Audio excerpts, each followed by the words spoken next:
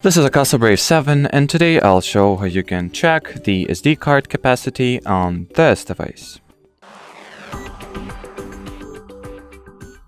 So first, switch on your action camera.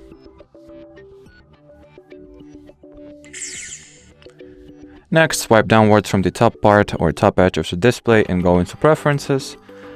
Then scroll down, go into General Settings, then Format, SD card capacity. And here you have it. You can check what is the total capacity of your SD card, how much of it is currently occupied or in use, and how much of this capacity you have remaining, or you have available, should I rather say.